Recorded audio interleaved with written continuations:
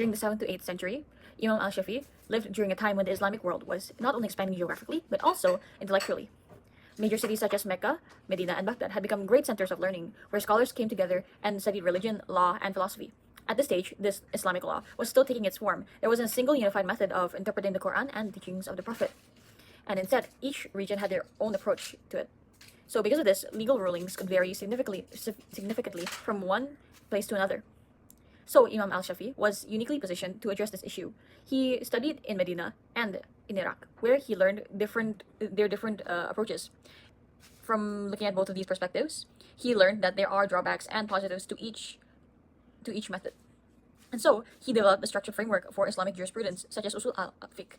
In this system, he clearly defined the hierarchy of sources, Quran as the primary authority, followed by the Sunnah, then consensus among scholars, and finally analogical reasoning, used carefully and within clear limits. And this contribution was significant because it helped standardize how Islamic law was understood and applied across different regions, and it reduced confusion and brought more unity to legal thinking, and laid the foundation for one of the major schools of Islamic law that continues to be followed today. Building on the historical context, Imam Shafi'i played a crucial role in the development of Islamic jurisprudence during the formative and codification period. He is widely recognized as the founder of Usul al-Fiqh, especially through his work Al-Risalah, where he formulated the main sources of Islamic law, which is the Quran, the Sunnah, Ijma, and Qiyas. He studied under both the Hanafi and Maliki scholars, which enabled him to bridge different legal traditions into a more structured approach. He is often referred to as the master architect of Islamic legal theory for systematically organizing these principles. He also introduced Qaul Qadim and Qaul Jadid, showing how time and context influence legal reasoning. In this part, I will explain the codification of Islamic law during the time of Imam Shafi'i. Before his era, Islamic law was not fully organized in a systemic way. Scholars relied mainly on personal interpretation and local practices, which sometimes led to differences in rulings between regions. Imam Shafi'i played a key role in organizing these legal principles into a more structured system. He introduced a clear methodology for deriving Islamic law, which is known as Usul al-Fiqh, or the principles of jurisprudence. In his famous work, he outlined the main source of Islamic law: the Quran, the Hadith, consensus, and analogical reasoning. This was important because it created consistency and reduced confusion in legal decisions. His work became the foundation for a more unified and systemic approach to Islamic law. As a result, Imam Shafi'i's contributions marked a major turning point in the development of Islamic legal thought. Imam al-Shafi'i played a foundational role in shaping jurisprudential dynamics within Indonesian Islamic law through his systematic formulation of Usul al-Fiqh, particularly in his works Al-Risalah and Al-Um.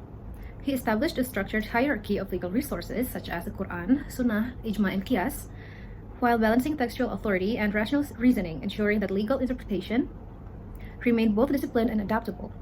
His strong defense of Hadith as a primary legal source further reinforced the textual basis of Islamic law, which continues to influence Indonesian Muslim practices, especially in matters of worship and family law. The transmission of the Shafi thought to Indonesia occurred through scholarly networks, trade routes, and its institutional adoption by Islamic sultanates, eventually becoming the dominant madhab in the region. This dominance enabled the development of a localized yet orthodox legal tradition, where Indonesian scholars expanded upon Shafi teachings through commentaries and adaptations. In contemporary context, his methodological framework still underpins religious courts, fatwa institution, and Islamic education, allowing Indonesian Islamic law to maintain a balance between doctrinal stability and contextual flexibility.